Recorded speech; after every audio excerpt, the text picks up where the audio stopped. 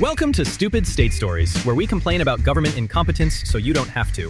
I'm Chuck. And I'm Megan. Today we're all being forced to bankroll the latest episode of Stupid Political Theater, and we don't even get producer credits. That's right, another over-budget government shutdown production. So here we go again with the great shutdown standoff of 2025. Both major parties playing chicken with our money, while federal workers wonder when they'll get paid, and taxpayers wonder if they'll finally get a break from the spending spree. This whole mess is like watching two dominatrixes argue over whose riding crop to use on the American public. No, I get to financially dominate them. No, I do. Meanwhile, we're all tied up screaming the safe word. Nice imagery, Megan, but let's not fetishize the fiscal fisting folks are feeling. The beautiful irony here is that when government shuts down, a bunch of the so-called essential stuff actually keeps working. The air traffic controllers still direct planes, and the military still does whatever it is they do in 170 countries we shouldn't be in, but nobody is getting paid, and everyone is more disgruntled. Exactly. Congress is like a toxic girlfriend that breaks up with you, but still uses your streaming passwords. All of the Netflix, none of the chill. The government never really shuts down. It just stops doing the stuff that makes them look good while keeping all the coercion running smoothly. And here's the kicker. All those non-essential federal workers who get furloughed,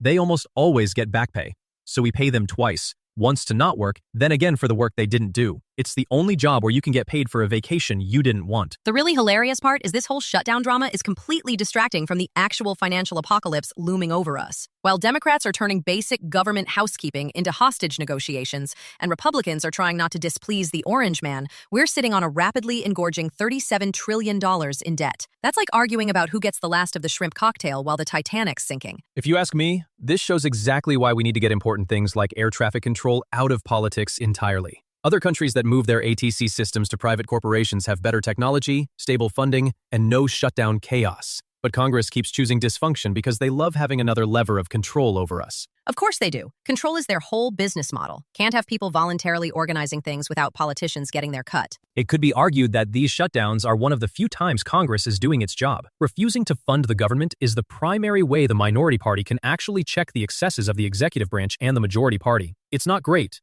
but it's better than rubber stamping every spending bill. Maybe, but even that's just theater. Both parties know they'll eventually cave and pass another massive, unread omnibus bill. The shutdown is foreplay before the spending spit roast. And this whole process could be avoided if Congress actually followed their own rules. Thomas Massie has been pushing for years to require separate votes on each of the 12 appropriations bills instead of these massive omnibus packages that nobody reads.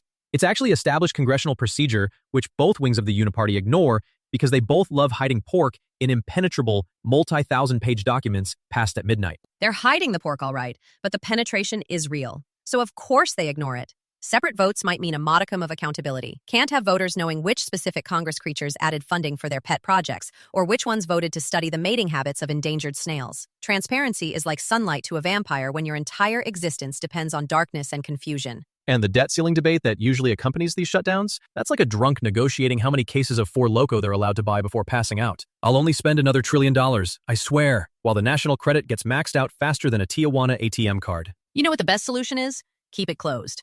Seriously, we should wean ourselves from government and relegate the federal apparatus to the irrelevant status it deserves. The longer this shutdown lasts, the more people might realize they don't actually need most of what government provides. The market reaction to these shutdowns always proves the point. Everyone panics like the world will end if the government can't borrow more money to fund programs that teach monkeys to smoke. Voluntary exchange doesn't stop because politicians can't agree on how to waste our money. So there you have it. Another shutdown showdown where the only real losers are taxpayers, and the winners are whoever manages to blame the other side more effectively. The solution isn't a better budget process or more responsible politicians. It's recognizing that voluntary interaction beats coercive taxation every time, and markets work better than committees. Until next time, remember, the government that governs least governs best, but the government that shuts itself down and makes you pay for it governs worst of all. Even when it's not working, it's still working against you.